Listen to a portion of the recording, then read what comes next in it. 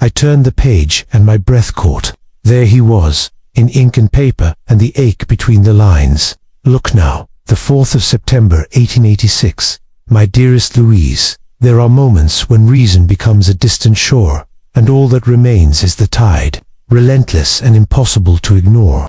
Forgive me, but I no longer find sense in silence. Since I touched your hand, that smallest of mercies, I have not known peace. You were braver than I, and I have thought of nothing else since. You are beautiful, yes, and brilliant, but more than that, you are clarity in a world that confuses me, the calm in my sleepless nights, the fire beneath all I cannot say aloud.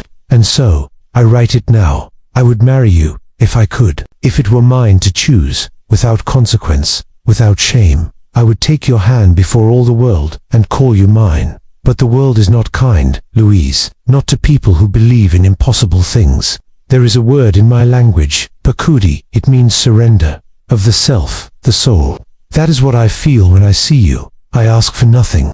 I only needed you to know, you are not alone. And if the world were different, or if you said the word, I would follow you beyond it. Yours, always, Vere. I could not keep reading.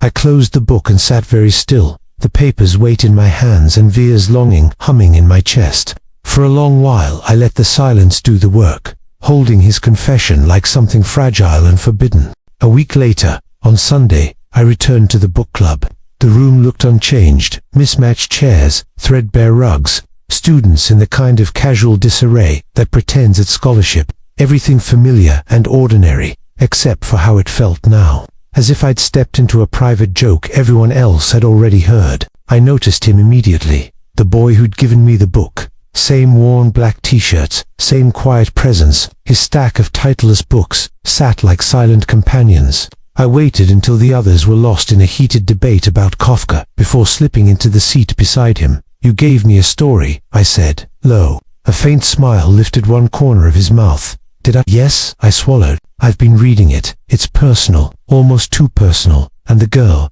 I think she's me. He didn't laugh. He didn't look surprised. Instead, he looked at me the way someone looks when they're cataloging small, interesting things. What kind of story is it? I pressed. He glanced at his books and then back to me. His voice dropped. We're all here to discover our own stories. It wasn't the answer I wanted. I wanted facts, a name, a context, an explanation. Instead, he picked up another book, dark red, its spine cracked with age, and placed it between us. Maybe this one next, he said. But I haven't finished the first, I protested. He only shrugged. Some stories don't end, they echo. Before I could argue, someone across the room called his name. He rose without another word and left the red book on the table like an unopened door. Outside, the cafe hummed with the lazy energy of campus life. Students pretending to read, others pretending not to look. Sunlight washed through the tall windows. Conversation rose and fell like a tide. I sat with the green book closed in front of me. The sentence had stopped mid-heartbeat. I wasn't ready to find out how it resolved. Not if it ended in darkness. Not if it said goodbye.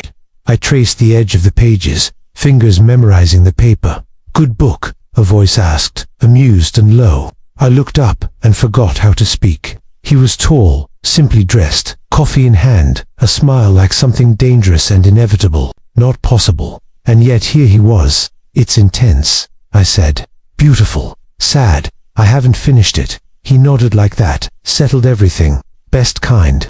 The kind you're afraid to finish. He glanced at the closed book, then at me. By the way, I'm Vere. My heart traitorously stuttered. I tried to smile slow and true, the way you do when you meet a person who matters more than you expected. What's your name? He asked. Louise, I said. It's Louise. And just like that, the book that had once been only ink and ache became a doorway between us, a folded corner of fate, a small mercy that had led me to the man whose letter had already now met me in the softest of terms.